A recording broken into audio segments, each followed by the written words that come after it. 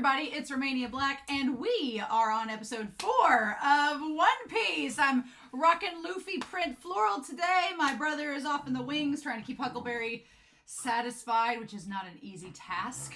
And we decided we couldn't wait. We needed to watch episode 4 because episode 3 ended in a cliffhanger, surprising no one. And so we're stuck with the Marines are coming. Zoro supposedly dead, which we know isn't true. Usopp is like, everybody thinks he's crying wolf. Luffy has drank a giant vat of poison. And Nami is supposedly running off. So it's a lot of fun stuff happening, right? But we did get, I told you this last night, I saw the announcement of season 2, that they got approved for it. I read an interview today that said that, like, the director was like, I could do 10 more seasons, which I'm like, good, you'll have that much material.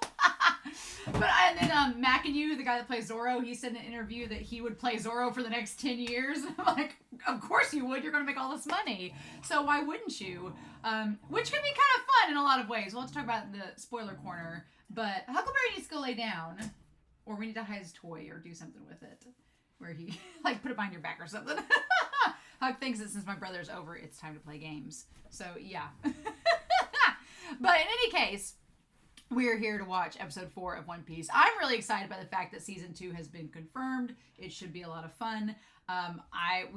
This is halfway through the season, so we're pretty excited. We're going to wrap up probably the stuff with Usopp and get him aboard the ship, hopefully, and be gone. My thing is, we don't know exactly all that's going to go down at this point because we started to veer off track from the main story just a wee bit in, like, having the Marines involved, having Garp and Colby together. So I feel like the story is going to take some twists that even One Piece fans, we don't exactly know what's going to happen with, right? They've kept a majority of it the same, but they've also thrown in some new stuff, but like to where it could stand out on its own. Yeah, it's not like 100% copy, just real life. Yeah, and I think the people I've talked to on YouTube and Patreon have all been pretty positive about it. That if you're a One Piece fan, it's just there's all the Easter eggs and you know what's going on, and it's understandable they have to abridge some things and streamline some storylines. I had one person comment on YouTube, they're like, it can be a lot to slog through 60 episodes for a season, so if they condense it down to 8, it's like, no, fair. And then apparently a lot of older people like One Piece and they're getting into it for the first time, which I'm like, yeah, it's a pirate story and it's pretty, like, the basic plot is all there. Oda starts out pretty simple and then expands as he goes, right? Yeah. So I'm pretty excited about that. But yeah. So I'm excited for episode 4. I want to see how they resolve. Since they're going a different route, I want to see exactly how we resolve this plot. Because I'm curious what they're going to change from the manga and the anime to make this its own thing. Right? Yeah. Yeah.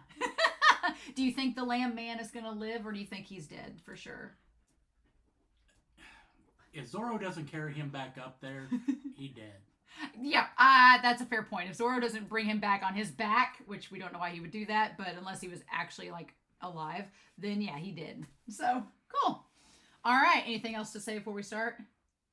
No. No? All right. Then we're going to do it, y'all. We are going to start episode 4 of One Piece, and we're going to do that here in 3, 2, 1... And let's do this, y'all.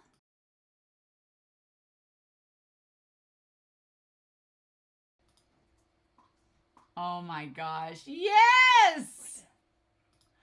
Oh, y'all. Oh my gosh. So yeah. I'm so glad that we can talk about it now. We don't have to keep it a secret that Garp's the grandpa. Oh, thank God. I was afraid we were going to have to wait till, like, the last episode, and they weren't going to reveal it till, like, episode 8. No. Didn't you think? When did you think they were going to reveal it? I thought they were going to reveal it, like, very last episode. Yep. I thought Garp and Kobe were going to chase them all over the series. We weren't going to find it out till the very end. But no! Yay, so Garp is Luffy's grandpa. Which, you know what? I'm totally fine with it. I've not heard any negative criticism because in the series, Luffy looks nothing like anybody in his family. No. Doesn't look like anybody. Well, he doesn't look like right. Like the males of his family. Right. We'll talk more in spoiler corner. But for this episode, yeah, Luffy doesn't look like Garp in the manga or anime, and that's kind of the joke, is that it's like, oh, that's your grandpa, what? And then it's like, oh, which now all the things connect, and so Kobe's gonna be like, wait, what? You're his grandpa? Excuse me? Oh, don't think about it, lad. Oh, man, so what were your thoughts about this episode? I loved this episode. I loved what they did with Kuro. Kuro was so menacing and good in this. Yes. He plays off the egotistical genius villain perfect. Oh, like the villains in this series are just just like in the manga and anime, they're just hammy enough. And I love it because the actors they've treated seriously. Like, they know exactly what their role is, they know what the job is, and they're like, okay, I'm gonna play this hammy villain, but he was like him like raking the blades off the glass and across the walls was so good. Yeah, because in the manga he doesn't show up and become that menacing until like they've held back his crew. Then he's like got the crew on a timer to get past them. Yeah, so you've watched the season. You rewatched the season before we started this. I have not. It's been a long, long time since I've seen this arc. Obviously, we can talk about spoilers in one part of the video, but how does, in the manga and anime, how does Kuro get defeated? Is it... Luffy wraps his arms and legs around his, and then he uses the bell. The headbutt. So far, he's defeated Buggy and Kuro with the exact moves that he does there. Now, did Kuro get in the ship and leave in the manga and anime? Luffy told his crew to take him and leave. Don't ever come back. And so they left in the manga and anime. Yeah, so that aligns with it. And he's back to being a pirate, but he's kept a low profile. I thought for a second that when he was on the ship rowing away, I thought when Garp was telling Kobe that they fleshed them out, I thought he was going to point out Kuro and they were going to take Kuro in and be like, oh no, you found another pirate, we'll take him in. But that's not exactly what happened. The only thing that sucks is that Helmeppo still believes that his dad got Kuro because that was never resolved. In the manga and anime, does he find out? But that's a whole different story. The Marines aren't even part of this in the manga and anime. No, they don't. Right. They don't ever care. We're going to talk about Quina a little bit in the spoiler corner, but what did you think about the flashback with Zoro as a kid? I'm glad they got that resolved. I'll go over why in the spoiler corner, but yes, I'm glad we got the backstory out of the way. Yes, went ahead and did that. The little kid being Zoro was so cute. I like you said though, like the one kid, like they could have dyed another kid's hair like blue or something because her hair was blue, so they couldn't dye like another kid's hair red or something. Like it was like just all kids, and then he sticks out like a sore thumb. It is literally like Kuroko's basketball being like, I wonder who the generation of miracles are. And they're like the only ones with colored hair. Is it the generic kids, or is the kid over there that's like 6'8", blood red hair and looking like he's ready to throw down? Definitely the one with brunette hair that's 5'8". Definitely that one. That has to be Kagami. I like Kobe in this because Kobe is conflicted because he's trying to do his job, but he has such a good heart, and he knows Usopp and Luffy and them have a good heart.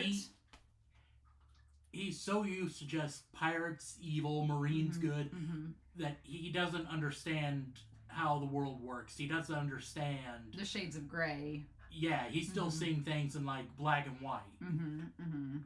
Yeah, I didn't know how I would feel with the story changing it up and putting Kobe and them in there, but honestly, they are able to work in this plot pretty seamlessly, and it doesn't take away from the overall effect of it, right? Except to give Kobe an idea that maybe things aren't as black and white as I think they are. I mean, that's pretty much the only reason he's there in this episode, is to have Luffy kind of give him that. They don't really explain much about Luffy surviving the poison, but we know now he can, so he's good. We talked about that last episode a bit. I felt so bad for Usopp in this because he was telling the truth the whole damn time. But it was like, little boy who cried wolf. I know. I just fell for him. I watched the other day the audition tape for Usopp and Luffy and Nami and Zoro, their audition tapes. Or no, it wasn't Zoro there. It was Sanji when we get to Sanji. It was their auditions. And like Nami and Sanji's are pretty much like they're just standard actor auditions. Luffy, the moment he like starts speaking, you're like, done, cast him, it's over. And Usopp was the same way. Like the moment Usopp said one word, his audition tape, Usopp's audition tape was him lying about being in LA and like where he was at. He was just basically imitating Usopp and lying for the audition tape. It's so perfect. The moment you hear him talk, you're like, oh no, that's him. That's Usopp. It's done there. It was really good. I liked it. I'll have to send it to you. It was really fun. I don't know what it is, but every time I see the transponder snails, every time I see them, I just giggle like a fangirl because they're so well done. I want a damn transponder snail. I want one of the set props. Like, give me... They're all CGI, so it's like whatever, but I want like a prop transponder snail. I will pay money for this off the set. If they want to auction it off, let me have it. I'll even take like the one for Kuro. It doesn't have to be a famous transponder snail. No. I also like that we get Kobe as a good judge of character because he's like, that butler creeped me out. I'm like, yes, he's the most creepiest butler. And he wasn't, anytime they're like, they cut you off, it's like, you weren't very respectful when you left, sir. Kobe reminded me of a Boy Scout where he was like, sir, I came here to sell you Thin Mints. It's like, sends them away. I like the flashback too. We'll have to talk about that with Queena. But knowing it was the master's daughter, I forgot that she was the master's daughter until she said her last name, and I thought, okay, I think that was what his last name was too. A part of me thought that at the very end, he was going to drink like the little sake cups. Like the kid Zoro was going to drink them. Because Zoro in the series, he likes his booze. Yeah. In the manga, did he drink it? I don't think he did. No, he didn't do any drinking at that point. Yeah, I mean, he's a kid, so you would expect it not to, but... It's like, whatever. I did like Kaya's actress in this. She did a good job for what she had to do in all of this. And I liked at the end, she just friend-zoned Usopp so hard. Well, he got a kiss out of it, so I guess it's fine. That's more than what he got in... It's more than what he got in the anime and manga, right? Yeah, mainly because the nose what he got in the way. That nose is like a permanent friend zone. In the anime and manga, Usopp's nose is like Pinocchio, which is part of his character. That it's the nose that gets longer as it lies, like Pinocchio's. He has a big long nose, and so yeah, there's no way in the anime and manga he could kiss her without it getting in the way. That's so funny. But it works here, although she is kind of like, I need to be my own lady. You need to go. and she understood that he really actually wants to go out to sea. Yeah, and I kind of like that. I kind of like she's like, look, I know you think you need to stay here and take care of me, but I got this. You go on and do... Now go be a pirate. Go get some adventures. When you come back, tell me the real adventures. Yes, and she's like, I've got to be the breadwinner in this family because you're not going to have any money. So I got to go be a doctor, I guess. I'm like, girl, just settle for being like a chiropractor or something. Maybe it's like the 1800s where becoming a doctor doesn't require like 12 years of medical school. The horror elements of this episode were really well done. Like just the suspense. I like the set piece of making the mansion into like this horror movie. I'm sad we didn't get the plates in the living room scene. I thought we were going to use that as a big set piece. I feel like it's an opportunity wasted, but that's all right. It was okay. And no more Mary. And no more Mary. No, I just loved at the end where she was like, he was a dear friend, my best colleague, the most reputable man in town. And Zoro's just like not saying a damn word. It's like he's dead in a well somewhere. We got to go back and get him. Yeah, we'll talk about the scene with Queena in the spoiler corner. But poor Kobe. And then poor Luffy. I kept wanting to do like the Ron Swanson from Parks and Recreation where he was hungover. And he's like, you wouldn't get a hangover if you had a flank steak and wet socks. And it's like, that's all Luffy needed. That's it. I also liked Nami's role in this. I don't feel like Nami had a big role in the manga and anime with Kaya. No, she mainly just stole from the Black Cat Pirates. Yeah, she didn't really have any connection with Kaya in the anime and manga. And I liked that this was like, they formed a little bond, and then Nami's like, And I give Kaya props, but she's like, I'm stronger than you think. And I'm like, girl, you ain't going to do nothing against Kuro. Well, to be fair, they didn't know about Kuro's speed. True. Which, there were a couple moments, it's one of those things as a creator, when you give someone like a crazy power like speed, that it's very easy as a critic to be like, well, why didn't you just use the super speed to like stop Luffy at the moment? At that point, Kuro is always in control. Mm-hmm. That's the thing about intellectual villains. They need control. That's the stereotype. They need to be in control. So the second Luffy hit him, he was like, "Oh, you didn't plan for that, did you?" And he was like, and that infuriated him. He was out of control. The man of 1,000 plans. Yeah, but that don't mean anything if he's lost that calmness. Yeah, so it's like his ego got the better of him and his hubris, and Luffy takes advantage of that. I do like Luffy in this having more of an edge, because Luffy, he's just like, nobody messes with my friends. Like, it's very in character for Luffy, because Luffy is very much like, you don't mess with my friends. That's like the one thing I can't do. But it is nice to see Luffy have just like, when he said annoyingly resilient, I'm like, that is Luffy to a T. Huckleberry! No. Huckleberry is part of the Black Cat Pirates. Only he's a dog. So, I liked Zoro getting out of the well. I thought that was well done. That was a nice little play on things. Zoro, you getting out of the well and using the story to kind of go with that. I kept thinking they would have like Easter eggs in the room with the harp and stuff where he was going at them, but I think it was just the set pieces. I don't think the harp or anything made any difference with that. No. And then the battle, I like that it ends up being, you said in the manga and anime, it is Zoro versus Sham and Buchi, right? Yes.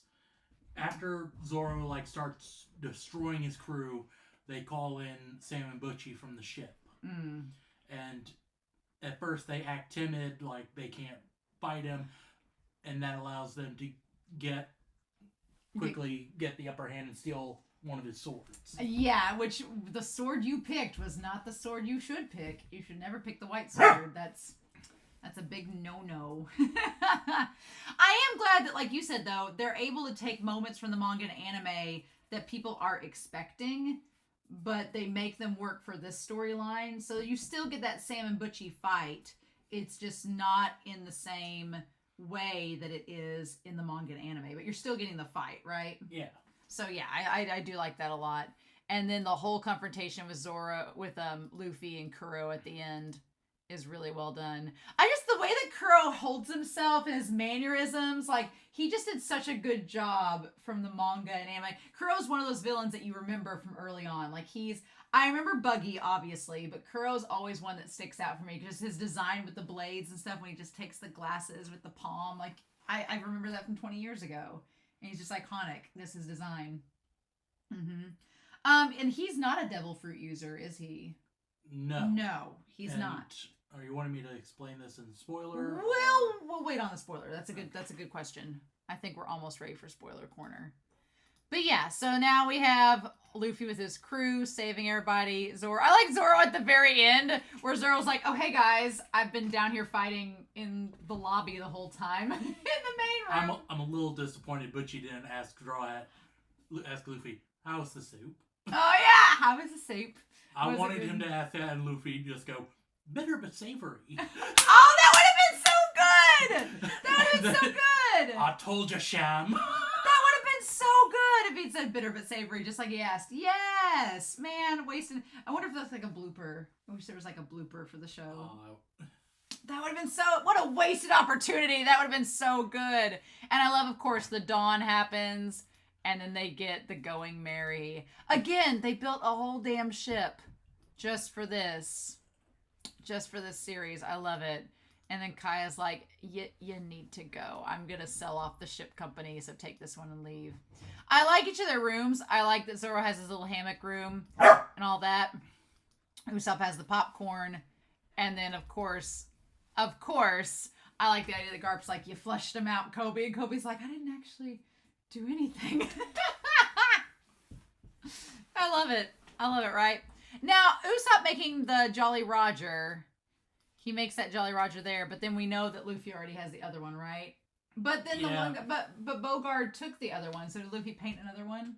He probably did, so now Usopp's gonna have to recreate a better version of that. Yeah, I was gonna say, Usopp could repaint it, making it look legit. Yeah, he made that style originally, because right now he's still in the whole, I'm Captain Usopp. Yes, we'll talk about that in spoiler corner. But yes, I like that Usopp's like, I'm the captain. And it's like, well, no, that's cute. And Luffy's like, that's cute. You're not. And then, I'm so glad that he says grandpa. I'm like, yes, hell yes. I do have spoilers I want to talk about. I know you do too. So this was a great episode. A great second parter. We've got 4 people on the crew now. Yay! Our rainbow is getting put together. We have our navigator. We have our marksman. I like that he said marksman. And in the manga and anime, we've seen Usopp do a lot. But in this show, he's like shot 2 things. And Luffy was like, sold. It's more the fact that he was his personality. Yes, but he's Yasopp's son. And he's Yasopp's son. So Luffy's going all in on the nepotism. Luffy's got a good judge of character. Right. And he's like, oh, your dad was good, so. He's always had, like, an instinct that tells him about people. Mm-hmm, mm-hmm. And for him, he sees Usopp and he sees potential in sharpshooting. Yes.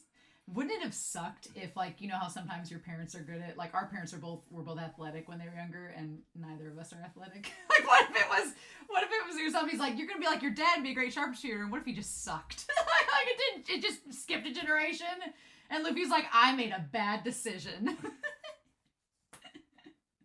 That would have been great. All right, we want to talk some spoilers, so if you're not sticking around for the spoiler corner, I hope you enjoyed our discussion and reaction for episode 4 of One Piece. If you are sticking around, we'll talk in a second, but otherwise, in the meantime, I hope you all have a wonderful week. Please stay safe, take care, and we'll see you all again next week for episode 5. Okay, so all I could think about when Usopp and Luffy were arguing over the captain, I was thinking of God Usopp like the whole time when they were arguing over him being captain, because that's an ongoing thing, isn't it? Well, that was like the first bounty poster he ever got. He got a bounty poster for Soga King. Yes, but he never got a bounty for himself. Mm-hmm. So when Don Flamingo was like, and for the biggest pain in my ass today. It's such a good moment. God, when they announced that they were doing season 2 and the director was like, we could do like 10 seasons. Like, please do. I need to see Doflamingo. I need to see God Usopp. I need to see Perona. I need to see all of these things happening. There's so many good moments. Well, next would be the Beretti. Yes, the Beretti. That would have Don Krieg and Mihawk. Which would be our very first government-sanctioned pirate. Oh, yes, Mihawk is next. Oh, I forgot about Mihawk being next. I want to see Mihawk appear, and I want to be able to, like, block out any music they have for him and just put, like, the Mennonite from Kirby Right Back At You guitar, Spanish guitar, like, right behind him anytime he's walking. Guitar. Oh, my just God. The... I forgot Mihawk was with Sanji's story. Yeah, I forgot about that because that's who Zoro ends up facing during all of that, right? Yes. Yes. I was like, I remember that Zoro meets Sanji and Don Krieg is there, but then I was like, what is Zoro doing during all of this? And he's fighting Mihawk. Well, he fights Mihawk, but then he loses. He gets curb stomped by Mihawk, yes. He figures out that you're the strongest in the East Blue, but then again, the East Blue is the weakest sea. Yep. So congratulations, you're the strongest of the weaklings. Yeah, of course, in traditional shonen fashion, we start out at the weakest point of the map and have to work our way to the strongest points of the map. That all makes sense. Yes. It's so hard not to talk about the Sunny. It's so hard. When you were starting to talk about Sunny, I was like, oh no, people are gonna be like, what's the Sunny? And it's gonna be like, well, you're gonna find out when the Going Merry burns, and it's the saddest freaking thing ever. Well, that's not till the Water 7 arc. I think maybe that's why I was so eager to get past Water 7, was because when the Going Merry gets burned, I was like, how dare you? We've been on this journey with this boat for so long. One of the main parts are broke. It'll sink within a few weeks. Let me have my nostalgia. And that lets us bring in Frankie as the shipwright. I do like the Sunny. Huckleberry. And they do keep a bit of the Merry. They make a small, like a memoriam, sort of, like a small rowboat with the Merry's head on it. So they still have part of it, yeah. It's just very sad when it happens in the manga, and it's just really sad because you're like, this ship's been like such a big part of the series, and then it. And they do give it a salute. They do. It's the saddest thing. It's like when Artrax or Atreyu, whenever the horse sinks into the bog in the Neverending Story, and you're just like, no, how dare. So can we talk about Kuina? Can we talk about that now? Yeah, she dies in an accident. Yes, So. but the whole thing. I was thinking of as soon as we met her in the series, I'm like, okay, they're going to find an actress that looks like an aged up version of her to play Tashigi. Because the whole joke, right, is that Zoro thinks Tashigi is Kuina, even though she's not. He knows that she's not Kuina, but she looks just like him, and he can't bring himself to kill her. Mm-hmm, because he thinks that it's Kuina, yeah. Yeah. Mm-hmm. Because he thinks because she looks like her, he's like, he can't do it, right? I love Tashigi. Tashigi's probably one of my favorite female characters in the series. She's so good alongside Smoker, and I like how her character develops. So I'm really excited to hopefully see her in season 2. But the moment we saw that blue hair on Kuina, I was like, we're going to find a girl that looks a little bit older, a little bit like you, to be Tashigi. Nice. And have her glasses and everything. I'm very excited. But yeah, and then knowing that she is his master's daughter and all of that. Right. Was there anything else you were going to say about that with spoilers? No. After we see that flashback, we don't get anything about Kuina until, like, Tashigi, and then that's clear. We never really find out anything else about her, do we? No. I don't think that... I think the story is she just died in the accident. There's no... She was Zoro's, like, first friend. They both agreed to be the best, and now he has an obligation to carry on that dream, not only for himself, but for her, too. Do we find anything out about the swordsman? About the dad? Yeah. He comes back in a flashback when Zoro is fighting Mr. One. Okay, yes. And he gives him the secret to the whole cutting through steel. Yes, I remember that. I was like, he's gonna come back later. The only part of the episode that I was kind of like, meh, was when the master, like, has the one solitary, like, tear that streams down when he's like, I don't know. The emotion was fine with Kuina's death, and maybe it's because I knew she died going into this. But I didn't quite feel the emotion with him and Zoro and the death, but it's fine. It is what it is. But it was kind of just like the stereotypical single tear that comes down. Did Kaya slap Usopp in the original manga? Yes. That's what I thought. Because he does try to warn her, but she doesn't listen. Yes. Only that time he actually ran, so he could go stop the pirates. I do like the decision of him not running in this one. I like that he just sits down and is like... There's no pirates coming. So right. They're already in the building. Which is hilarious because this episode's called The Pirates Are Coming. Which is funny because it's just like the way that they organize it. I do like the decision to make him stay there. It works really well. And yeah, we get past Kaya and all that. As far as how Meppo and them go... And Kuro and Kaya. And we don't see Kaya for a long time after this. She's virtually out of the story. We're done with her. We're done with her! Usopp doesn't have his stories yet. We're done with her. It's fine. I did want to note the little scratches that Luffy gets on his chest from Kuro's blades. They it looked like the little crisscross, like the scar that he gets later from Akainu. It looked like a little prototype of that, and I was like, ooh. I was like, did he get scratched like that in the original? I don't think he does. He gets scratched up, mainly because of his whole jumping around thing, but no wounds stay. Right, those little scratches, I was like, ooh, that's a nice little foreshadowing, like a subtle little nod of Luffy getting the scar later on. I thought that worked really good. And then, yeah, the fight sequences and everything were really, really well done throughout all of this. I thought they were great. And then I do like that there was a moment where Nami talked to Kaya, and she's talking about how Kaya says that, like she's a failure and it was all her fault. And Nami's like, no, it's not your fault. And I felt like she was saying that because we're going to find out Nami and her family backstory and related to Arlong. So I was like, that was a nice little foreshadowing. It's all going to tie back around. We've had Usopp's somewhat tragic backstory with his mom dying. It's probably the weakest tragic backstory of all of them. Then Zoro's backstory, and Luffy is with them. I can't wait for us to get Chopper. Oh no, Chopper! And his heartbreaking backstory. Chopper's backstory is so freaking sad! No! I'm not ready for that. I wonder who they're gonna get to play the Doctor. See, I want Jamie Lee Curtis to play. I'm thinking Gary Busey. Oh, Gary Busey. Gary Busey to play the doctor. Oh my God, no, Gary Busey. He's just crazy enough. Oh my God, Gary Busey to play the doctor. Yes, along with Jamie Lee Curtis. God, the major cameos of the series are to play Chopper's mom and the doctor. I can imagine being the guy that holds like a pistol that's actually a tranquilizer gun. God, no. Now that you say it, let's just get Gary Busey. Let's just do it. And accidentally turn the guy into a frog. Oh my God. Gary Busey would have no Too much frog. Sorry about that. Gary Busey would have no clue what he's doing on set. But it'd be perfect. Like, Jamie Lee Curtis is a One Piece fan, so I kind of want her to be in it just because she's a big fan of the series itself. But Gary Busey would have no freaking clue what he's doing.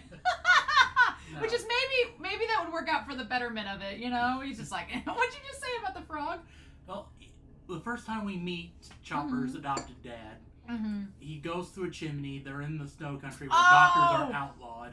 Yes. And he shoots the guy with a tranquilizer so he can calm down and give him the medicine. Yes. Just for the medicine to end up making the guy act like a frog. And he's like, because he's not an actual doctor. Right. But he's trying. He's doing his best. Yeah. He's got the heart of a champion. Chopper's little brother. Yeah, I am excited for season 2 content already, and we're only halfway through season 1. So I do like that we have Nami looking at her compass there. We have Usopp with the food. We have Luffy on top of the Going Merry. And she's wearing the pirate outfit she wore when she was stealing from Alaveda in the manga. Yes. They do such a good job with the outfits for everybody in this. It's great. And then I can't believe we already have Garp introduced as the grandfather. I want to see him soft baseball pitch a cannonball. Oh my God, I'm so excited, Grandpa. Because that's how we meet him. That's how we're introduced to his power scale in the anime and manga. He just picks up a cannonball and it's just like, all right, here we go. Nice little straight ball right at him. What's so funny is that there were a lot of moments like the girl that plays Queena had kind of like a Ramona Flowers vibe from Scott Pilgrim. The moment they all go, Grandpa had a very Scott Pilgrim vibe to it too, where you have the 3 different panels coming in. The idea that Luffy, we talk about nepotism, like Luffy being, related to Garp and then Dragon and being the Revolutionary Army leader, and then you have his pseudo foster brother is Ace, who's the son of Goldie Roger, like the pirate. And Sabo. And Sabo, who's related to the Celestial. Who's like also with the Celestial Dragons. It's like Luffy has family in high places, like throughout the whole thing, and everybody's like, oh. And he treats it like it's nothing. No, I love it. The moment where they're like, Grandpa makes me like be really excited for Ace when Ace comes in, because Ace is like one of my favorites too. That'd be season 2, I think, if they were able to get to even the very beginning of Alabasta is when he appears. Yeah, Ace will be in season 2, and then my favorite character in the whole series is Law. I love Law. He's my favorite. Him and his story in Dressrosa is like one of my favorite arc. So, but that's like way away. But I'm so excited. Big Mom would be really hard to do. I mean, Kaido's gonna be ridiculous like 20 years from now. By that point, CGI will be where we can do Kaido. But yeah, Big Mom would be a bit ridiculous. But we'll cross that bridge when we come to it. So yeah, we have a ways to go. Yeah, we really, really do. It might be easier because they got to do Dory and Brogy.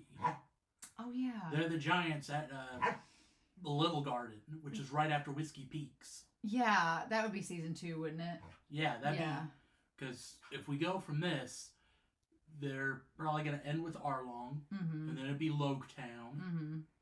That's where we meet Smoker.